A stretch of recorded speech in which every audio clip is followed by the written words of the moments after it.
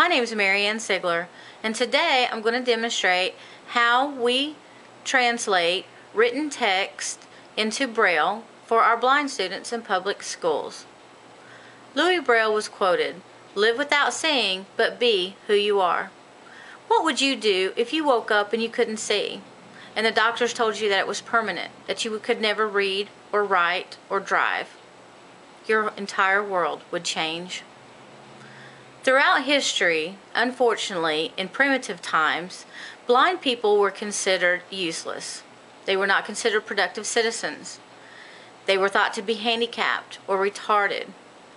Some of them were sold into slavery or prostitution. Some were left to beg for their survival. During the Middle Ages, societies began to realize a need to help blind people. So they established a school in 1794. Then Louis Braille invented a code to teach blind people to read and write.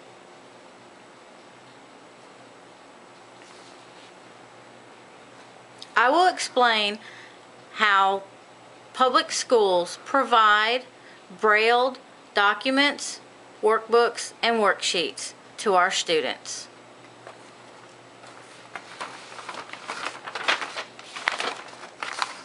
Let's start by gathering our materials that we need. First, you gather all your materials, such as worksheets or workbooks, that's needed. Okay?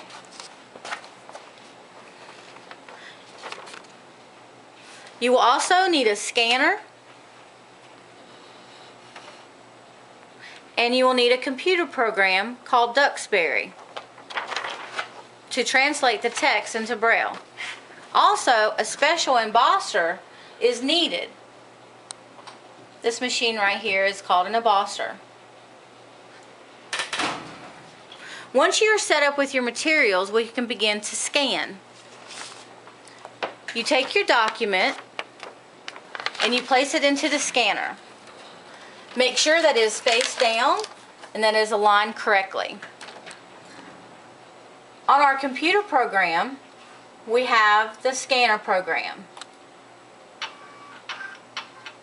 What it does is it scans the document for us to be able to translate into Braille.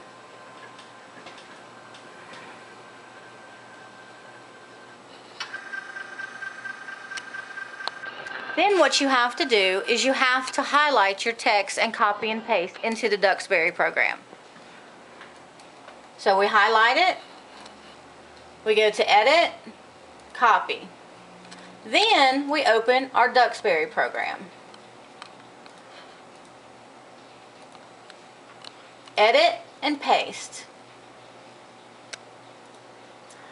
Once you have your text into the Duxbury program, you have to edit it.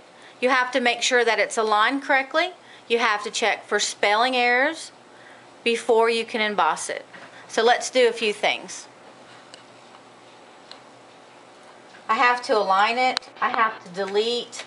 I have to make sure that it's spaced correctly. If things aren't supposed to be there, you delete it. And I also do spell check. Now, once I've decided that the document is what needs to be, that the document is ready to Braille, I then in turn go under File and I hit the Translate button. That translates my written text into Braille. This is a series of dots. This is the code that Louis Braille invented for the blind to be able to read and write. Once you translate it, you have to go back and you have to make sure that no other changes are needed. You have to make sure your alignment and your spelling is correct. Once you do that, then you are able to emboss on the printer. My document is ready to go. I go under File.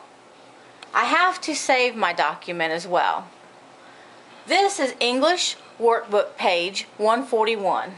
So I would simply type English Workbook 141. Save.